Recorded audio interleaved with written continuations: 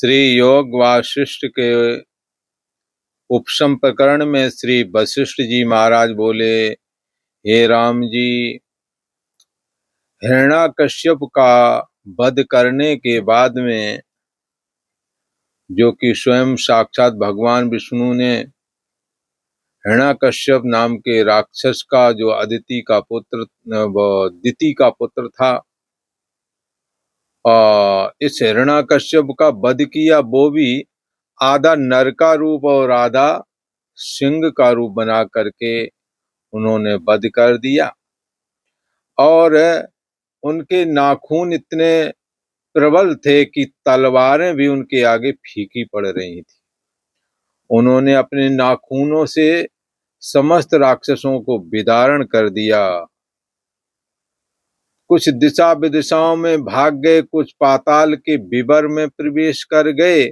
भगवान विष्णु के भय से अनेकों राक्षस तो मर गए तथा अनेकों दिशा विदिशाओं में भाग गए। कुछ को तो उन्होंने मारा, कुछ उनके भय के कारण ही मर गए।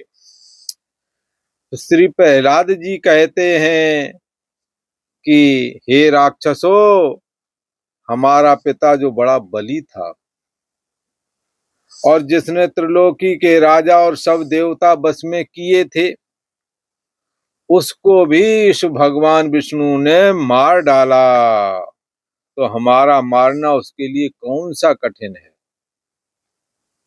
यह महाबली है, इसको हम नहीं जीत सकते। इस महाविष्णु को हम नहीं जीत सकते। इसलिए एक उपाय मैं तुमसे कहता हूं, उससे भगवान विष्णु में भी बस में हो जावेंगे। तो कौन सा उपाय है ये? तो श्री प्रहलाद जी कहते हैं कि हे राक्षसों, उपाय यह है कि जो विष्णु है ना, ये विष्णु सर्वात्मा है, सबका आत्मा है, इसीलिए इसका अंत नहीं होता कभी। सकल जगत का आधार है। और कैसा है ये विष्णु? सबका प्रकाश करने हारा है।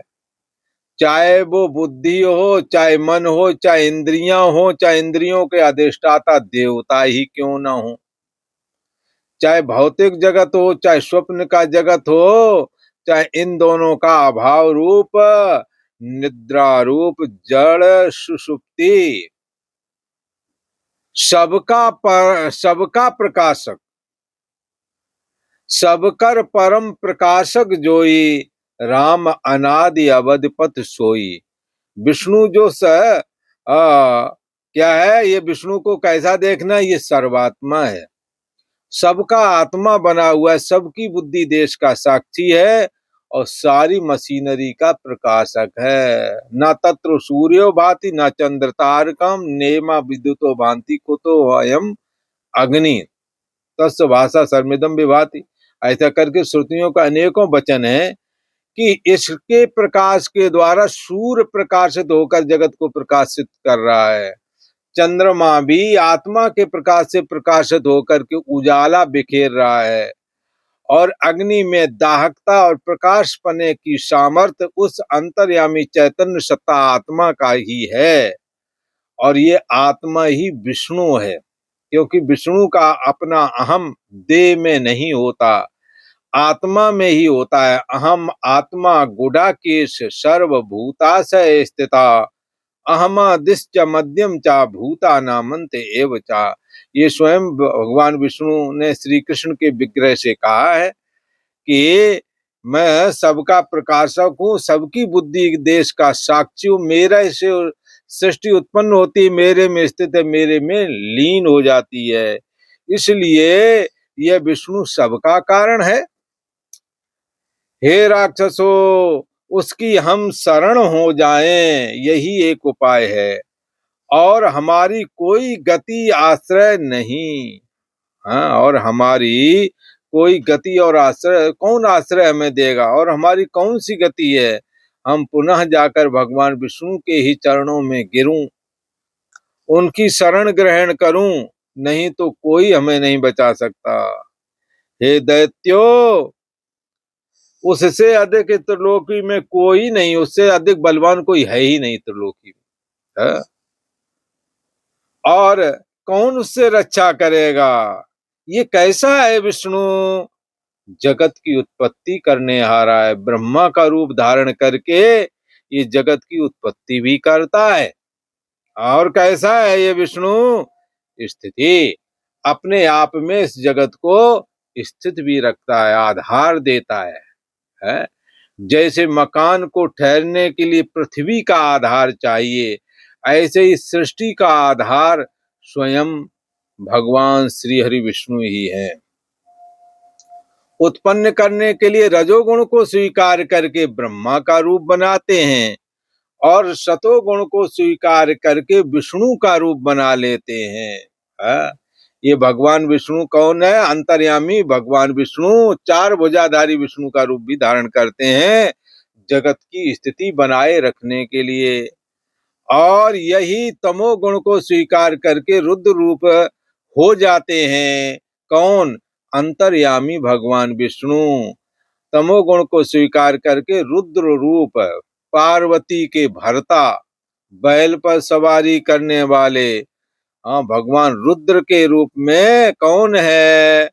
तो कहेंगे ये भगवान विष्णु ही है।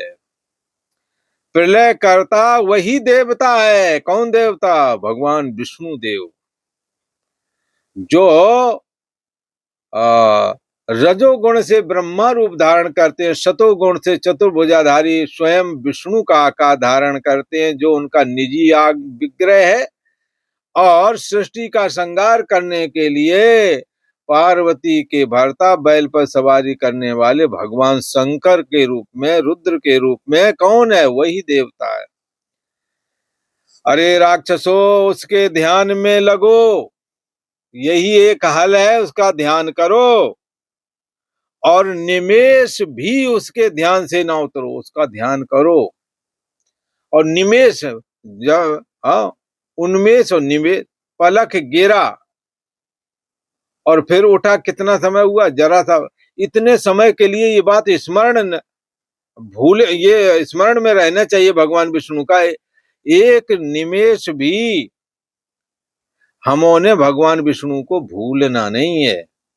ऐसा श्री प्रहलाद जी ने दैत्यों को उपदेश किया। कहते हैं, हे दैत्यों, उससे अधिक त्रिलोकी में कोई नहीं।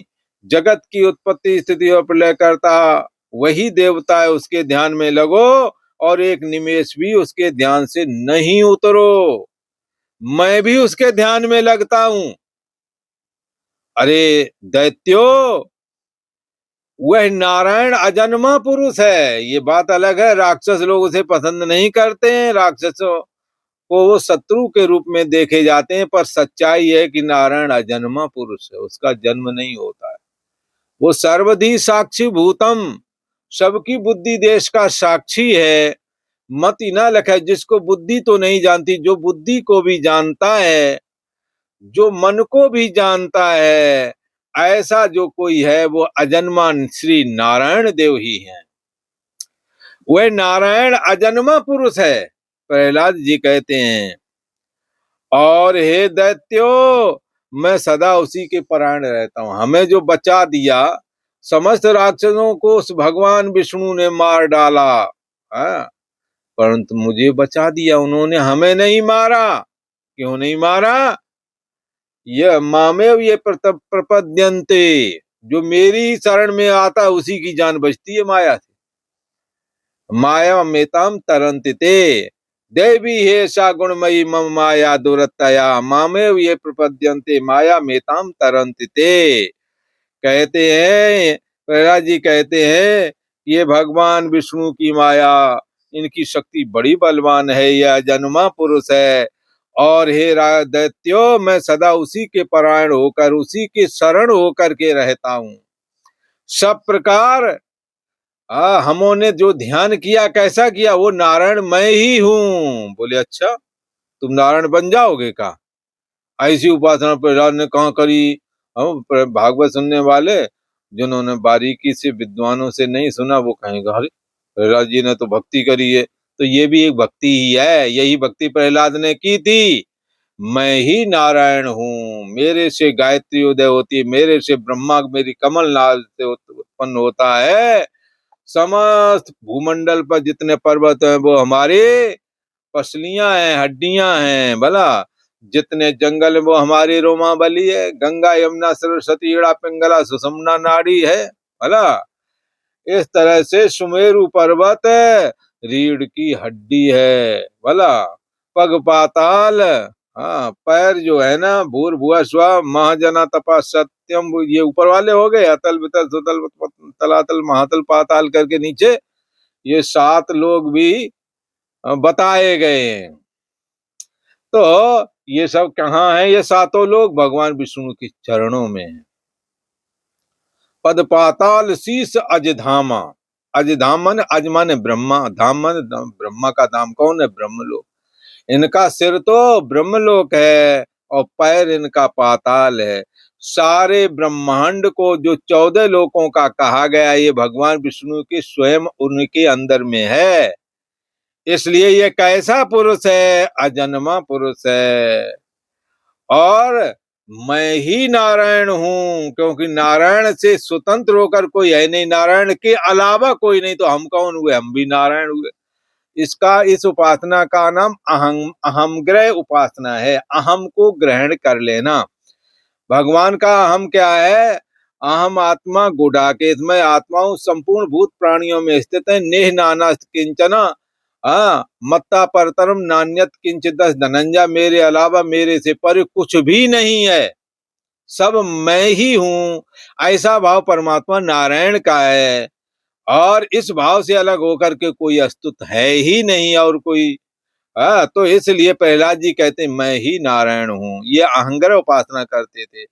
जब उन्होंने प्रहलाद जी को रस्सियों से बांध करके और समुद्र में डुबाने की चेष्टा की गई, तब इन्होंने बुरा परमात्मा श्री हरि विष्णु के विराट पुरुष की धारणा करके ऐसा स्वीकारा कि मैं ही भगवान विष्णु हूँ। दिशाएं हमारे कान है, सूर्य चंद्रमा हमारी आंखें हैं, अग्नि हमारा धधकता हुआ मुख है, धधकती हुई अग्नि मेरा मुख है।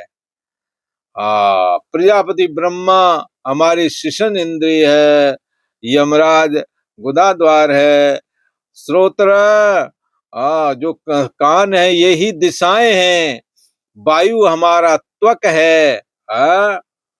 और दोनों अश्विनी कुमार हमारा घ्राण है।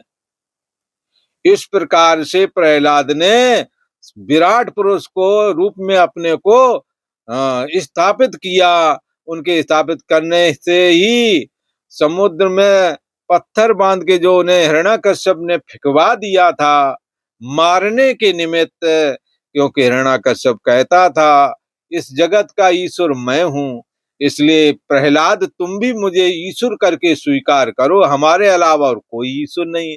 तब प्रहलाद जी ने कहा हे पिता, तुम ईश्वर नहीं हो, ईश्वर तो भगवान श्री हरि विष्णु ही हैं।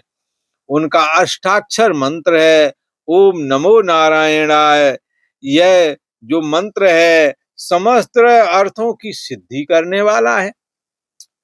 तो जब प्रहलाद जी ने विराट पुरुष की धारणा की तो चट चट करके सारे ऋषियों के बंधन कट गए और प्रहलाद विराट पुरुष की धारणा होने की वजह से वो फिर नहीं डूबे, क्योंकि बहुत बड़े ब्रह्मांड के रूप में उन्होंने अपनी धारणा को यथार्थ में तब्दील कर डाला। इतना तल्लीन हो गए कि वो विष्णु रूप ही हो गए। ओम नमो नारायणाय यह मंत्र सब अर्थों को सिद्ध करता है। प्रहलाद जी ने दैत्यों को उपदेश दिया, हे दैत्यो ओम नमो नारायणाय इस मंत्र का जप करो और एक निमेष भी इस ध्यान से उतरो नहीं, बराबर करते रहो। इस मंत्र के ध्यान और जप करते हुए हमारे हृदय में उसका स्फुरण होगा। किसका? जिस विष्णु ने हमारे पिता को और हमारे दैत्य सेना को मार डाला है, पलक झपकते मार डाला है और बगैर हथियारों के मार डाला, नाखूनों से विदीर्ण कर दिया। क्रोध में उनकी आंखों से जो ज्वाला निकली उसके सामने दैत्य देख करके ही भस्म हो गए। बचे हुए दैत्य पाताल विवर में प्रवेश कर गए, बहुत सारे वहीं मर गए। भगवान विष्णु के भय के कारण सभी का प्राणांत हो गया। इसलिए यदि तुम जैसा मैं कहता हूं ऐसा यदि करोगे तो तुम्हारे हमारे हृदय में विष्णु स्फुरण रूप होगा, स्फुरण होने लगेगा। और फिर जैसे देवताओं की मदद विष्णु करता वैसे हमारी भी करेगा, क्योंकि ये भगवान विष्णु सदा भक्तों के अधीन रहता है? वह हरि सबका आत्मा है? कैसा है? सभी का आत्मा है। और पृथ्वी, ये जो है ना, ये पृथ्वी हरि रूप है, पृथ्वी हरि है। हरि माने भगवान श्री हरि विष्णु। और यह सब जगत भी श्री हरि रूप है। और हे दैत्यो, मैं स्वयं भी हरि रूप ही हूं। इसलिए भगवान श्री हरि विष्णु ने हमसे कुछ नहीं कहा। जो हरि रूप नहीं थे उन्हीं को मार डाला। ये आकाश भी हे दैत्यो हरि रूप ही है। और सबका आत्मा, अहम आत्मा गुड़ा के सर्वभूता स्थित सर्व, सबका आत्मा is equal to Shri Hari. यही विद जग हरि आश्रय राही। जगत किसके आश्रय में? जगत में जितने भी जो सबकी बुद्धि देश का साक्षी कौन है? तो भगवान श्री हरि विष्णु। सबका आत्मा भगवान श्री हरि है। हे दैत्यो, अविष्णु होकर जो विष्णु का पूजन करते हैं, अविष्णु होकर के जो अपने को विष्णु रूप नहीं मानते, क्योंकि विष्णु ही सर्व रूपों को धारण किया है, इसलिए हम विष्णु ही है ऐसा धारण करने में कोई बुराई नहीं। और ये एक अहंग्रह उपासना है। अविष्णु होकर जो विष्णु का पूजन करते हैं वो हे दैत्यो पूजने का फल नहीं पाते। और जो विष्णु होकर के विष्णु का पूजन करते हैं हे दैत्यो वे परम उत्तम फल पाते हैं। इससे हे दैत्यो, तुम सभी और मैं विष्णु रूप होकर के स्थित होता हूँ। मैं ही विष्णु हूँ ऐसा ध्यान लगाता हूँ। मैं अनंत आत्मा, मैं अनंत आत्मा श्री हरि विष्णु ही हूँ। आज इतना ही।